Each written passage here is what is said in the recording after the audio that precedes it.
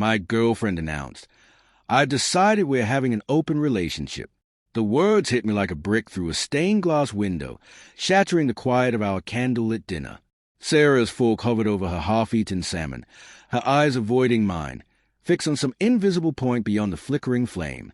"I've decided we're having an open relationship," she said, her voice steady, rehearsed, as if she practiced it in front of a mirror.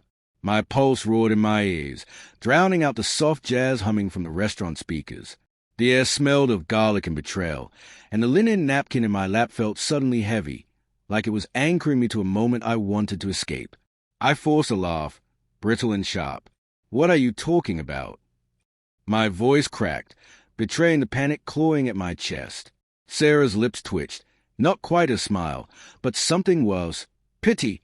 She reached for her wine glass, her fingers brushing the stem with a casual grace that made my stomach churn.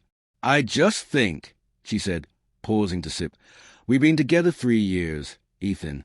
We're not kids. We should explore other connections." Her words were soft, but they sliced through me, each one a razor dipped in honey. I stared at her, searching for the woman who'd cried in my arms when her dog died, who'd laugh until she snorted at my terrible puns. Her face was a mask now, her green eyes guarded, reflecting the candlelight like a stranger's. Had there been signs? I thought of her late nights at the office, her phone angled just out of my sight, the way her laughter had grown quieter, like a song fading out. I'd chalked it up to stress, to her new promotion. Now, those excuses felt like lies I'd told myself. "Explore," I echoed, my voice low, trembling with something between rage and desperation. "Sarah, what does that even mean? Are you already?"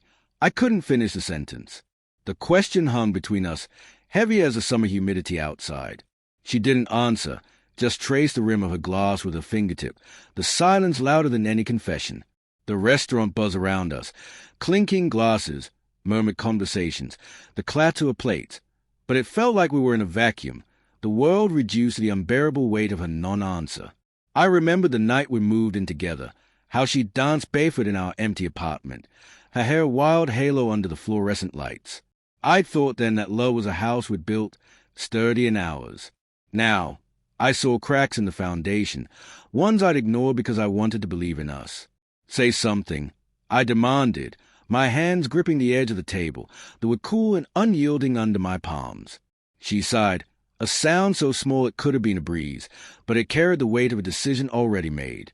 "There's someone else," she admitted, her voice barely above a whisper. "It's not serious, but I want to see where it goes." The words landed like a punch, stealing my breath. Not serious. As if that made it better, as if a curiosity about someone else didn't unravel everything we were. "Who?" I asked, though I wasn't sure I wanted the answer. My mind raced, conjuring images of a co-worker Mark, with his easy grin and lingering handshakes. Or maybe it was someone I didn't even know, a stranger who'd slipped into the spaces I hadn't noticed were empty. She shook her head, her auburn hair catching the light. "It doesn't matter, Ethan. This isn't about him. It's about us. About freedom." Freedom. The word tasted like ash. I wanted to scream, to demand how she could equate love with chains, but my throat was tight, my thoughts a tangle of hurt and disbelief. Had I been enough? Had I ever been? I thought of the mornings I'd made her coffee, the way she'd kiss me like I was her anchor. Was that all a lie, or had something changed when I wasn't looking? I pushed my chair back, the scrape against the hardwood floor jarring in the quiet. "I need air," I muttered, stumbling toward the door, the restaurant's warmth suffocating. Outside, the city hummed. Car horns, distant laughter, the pulse of a world that didn't care about my breaking heart. I leaned against the brick wall, the rough texture grounding me as I tried to piece together when it all started to fray. My phone buzzed in my pocket. A text from Sarah. "I'm sorry. I didn't want to hurt you." I stared at the screen, the words blurring through the sting in my eyes. Then another message. "His name is David. We met at yoga."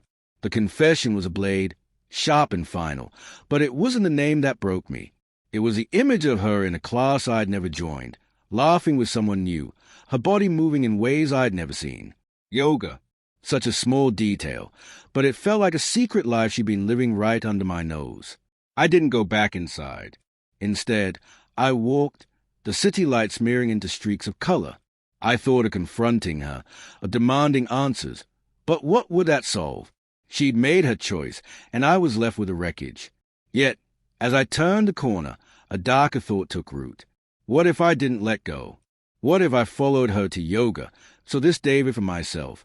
The idea was a spark, dangerous and alive, promising a truth I wasn't sure I could handle. But as the night swallowed me, I knew one thing. I wasn't ready to stop fighting for her, even if it meant losing myself.